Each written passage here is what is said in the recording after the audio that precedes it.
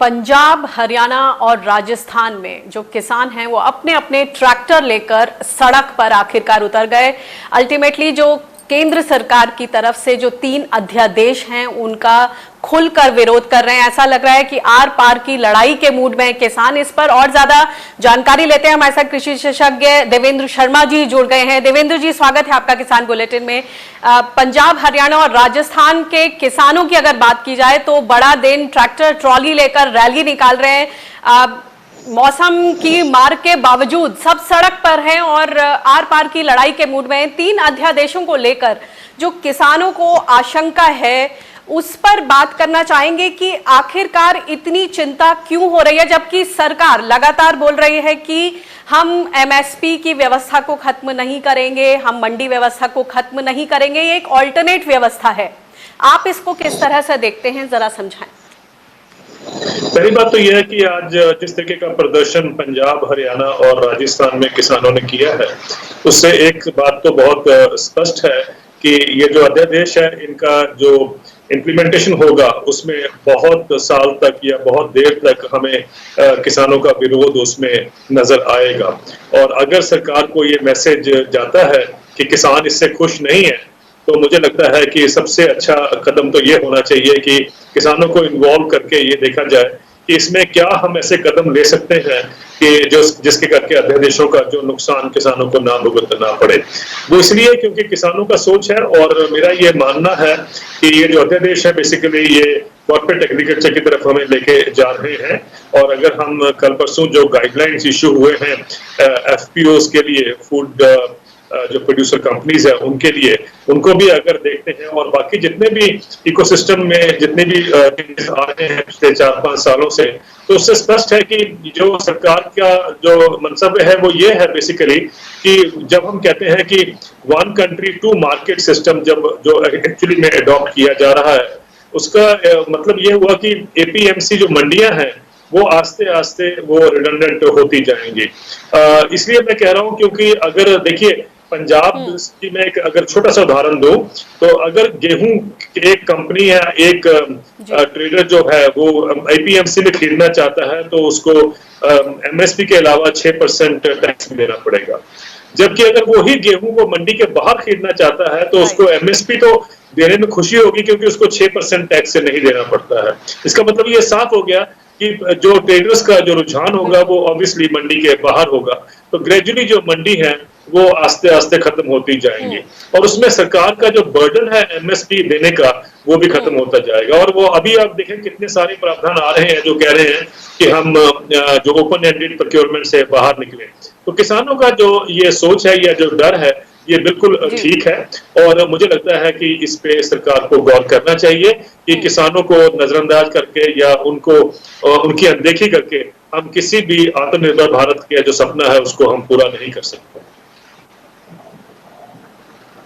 जी, एक और बात बताएं कि आपने इस बात को सामने रखा है कि अगर सरकार वाकई इन 3 अध्यादेशों को लाने के बारे में संजीदा है तो फिर एक 4th ऑर्डिनेंस आए, एक 4था अध्यादेश आए जिसमें कि एमएसपी की सुनिश्चितता हो। देखिए 3 अधिनियम तो सरकार लेके आ चुकी है और मुझे लगता है कि जिस तरीके की ये जो सिचुएशन है ये उसमें ये वापिस नहीं होंगे। तो उसमें सिचुएशन में एक सिंपल सा सॉल्यूशन है इस सारी प्रॉब्लम का। अभी मैं एक चीफ मिनिस्टर साहब की एक स्टेटमेंट पढ़ रहा था, उन्होंने कहा है कि देखिए एमएसपी के ऊपर ही बाहर जो बाजार में जो खरीद होगी और एमएसपी जब खरीद नहीं होगी तो एपीएमसी मंडी के अंदर एमएसपी की खरीद होगी। अगर ये सिचुएशन है और ये खट्टर साहब ने अभी कहा है हाल में, तो अगर ये सिचुएशन है तो मेरा ये मानना है कि फिर क्यों नहीं हम एक प्रावधान लेके आते हैं, एक 4th ऑर्डिनेंस लेके आते हैं जो ये अश्योर कर दे कि एमएसपी जो है वो किसानों की लीगल अधिकार कह लीजिए या लीगल राइट जो है किसानों की होगी। और अगर ये सरकार एक ऑर्डिनेंस लेके आती है और अब ये देश की जो बाकी सिस्टम को उस माध्यम से लेके आगे चलने को मजबूर करती है, तो मुझे नहीं लगता किसानों को कोई इससे दिक्कत होगी, ना ही ट्रेड को कोई दिक्कत होगी। जब किसान भी खुश, ट्रेडर्स भी खुश, सरकार भी खुश, फिर दिक्कत क्या है कि हम एमएसपी को एक लीगल इंस्ट्रूमेंट ना बनाएं, एक लीगल अधिकार ना बनाएं। ये ना कहें, ये क्यों ना कहें, क्योंकि हम जो भी ट्रेडिंग होगी वो एमएसपी के ऊपर होगी, एमएसपी से नीचे नहीं होगी। ये होगा 1 कंट्री वन मार्केट, और यही हमें देश को चाहिए। इसके अलावा जो 2 अध्यादेश है मंडी एक्ट के अलावा, एसेंशियल सर्विसेज एक्ट और कॉन्ट्रैक्ट फार्मिंग, इस पर आपकी क्या राय है? क्योंकि जो देश भर के किसान हैं एक बार फिर से आशंकित हैं कि कॉन्ट्रैक्ट फार्मिंग की बात हुई तो वो अपने ही खेतों पर भविष्य में कहीं मजदूर ना बन जाए, और बेसिकली ये एक वेस्टर्न कॉन्सेप्ट है, पाश्चात्य कॉन्सेप्ट है, और ये भारत में नहीं चलने वाला। देखिए, कॉन्ट्रैक्ट फार्मिंग का प्रावधान कोई पहली बार नहीं लाए जा रहे हैं, पहले भी आए थे और किसानों ने अपनी उंगलियां इस तरीके से चलाई कि वो अब कॉन्ट्रैक्ट फार्मिंग में नहीं जाना चाहते हैं। लेकिन जिस तरीके से प्रोत्साहन दिया जाएगा, हम जानते हैं किसानों को मजबूर भी किया जाएगा, और भी जो इसमें जो गवर्नमेंट की इंटेंशन है कि वो बाजार के हवाले जब किसान को करना है तो कॉन्ट्रैक्ट फार्मिंग एक ऐसा माध्यम जिसके माध्यम से उसको और पुश करने का उनको एक अधिकार मिलता है और एक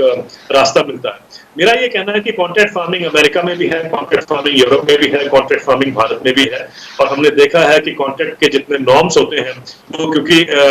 एक छोटा किसान एक बड़े प्लेयर के सामने नहीं टिक सकता, और वहां पर हमने देखा है कि सब जगह पर जो है किसान की जो है उसमें नुकसान को नुकसान ही भुगतना पड़ा है। मैंने इसके जो रूल्स हैं वो भी देखे हैं, कहीं ये नजर नहीं आता कि किसान को कैसे प्रोटेक्ट किया जा सकता है उसके माध्यम से, और वो सारे का सारा जो है बेसिकली एक एग्रीगेशन कर कोशिश ये है कि एक बाजार के साथ उसको लिंक कर दिया जाए, प्रोसेसिंग कंपनी हो या कोई और भी हो। लेकिन उसके साथ एक बड़ा इंटरेस्टिंग और भी जो डेवलपमेंट है कि एसेंशियल कमोडिटीज एक्ट का जो स्टॉक लिमिट है उसको हटा दिया गया है। तो ये तो एक तरह का सिस्टम हुआ जहां पर कि आपने होर्डिंग को लीगलाइज कर दिया है। मैं इसलिए कह रहा हूँ लीगलाइज कर दिया गया है क्योंकि जब भी आपने देखा है प्याज के भाव बढ़ते हैं, आलू के भाव बढ़ते हैं, तो हम जानते हैं कि बेसिकली वो होर्डिंग के करके बढ़ते हैं, और जिसपे सरकार के पास कम से कम एक इंस्ट्रूमेंट होता है एसेंशियल कमोडिटीज एक्ट का, जिससे उसको कंट्रोल किया जा सके। लेकिन जब आपने उसकी जो अपर लिमिट है उसको हटा दिया है, और ये कहना कि उससे किसान को फायदा होगा, मुझे नहीं मालूम कि दुनिया में कौन से हिस्से में किसान को फायदा हुआ है जब भी एसेंशियल कमोडिटीज एक्ट की स्टॉक लिमिट को हटा दिया गया है। अमेरिका में देख लीजिए, यूरोप में देख लीजिए, वहां पर जितने भी मल्टी ब्रांड रिटेल की कंपनियां हैं, चाहे वॉलमार्ट हो, चाहे टेस्को हो या सेन्सबरी हो, उनकी कोई स्टॉक लिमिट नहीं है, लेकिन वहां से किसानों को फायदा नहीं हुआ, बल्कि किसान कंपनियों के सामने प्रदर्शन करते हैं कि उनको उसका फेयर प्राइस मिले। स्पेशली डेयरी फार्मर्स ने अभी हाल में प्रोटेस्ट किया था कंपनियों के सामने जाकर कि उनको फेयर प्राइस मिलना चाहिए, क्योंकि जब भी कंपनियां प्राइस जो किसान से लेके जो उपभोक्ता को देती हैं, वहां पर स्क्वीज जब करती हैं अपनी मार्जिन को कॉम्पिटिटिव रहने के लिए, तो किसान के ऊपर उसकी मार पड़ती है। तो कहने का मतलब ये कि अगर दुनिया भर में रोष है कि हम चाहें कि तो हमें प्राइस वो दिया जाए, फेयर प्राइस दिया जाए, तो मुझे लगता है कि हम उस रास्ते पे क्यों जा रहे हैं जो कि विदेशी कंट्रीज में या यूरोप और अमेरिका में फेल हो चुका है। जी, बहुत बहुत शुक्रिया देवेंद्र जी इसमें जानकारी देने के लिए और हमसे जुड़ने के लिए। तो बहरहाल ये जो 3 अध्यादेश हैं इसको लेकर देश भर के किसान आशंकित हैं। आज पंजाब, हरियाणा और राजस्थान में किसानों ने ट्रैक्टर ट्रॉली रैली निकाली। अब देखना यह है कि आगे चलकर ये 3 अध्यादेश राज्यसभा लोकसभा में पेश किए जाएंगे और ये आगे पारित होते हैं या फिर किसानों का जो दबाव है वो कुछ रंग लाता है।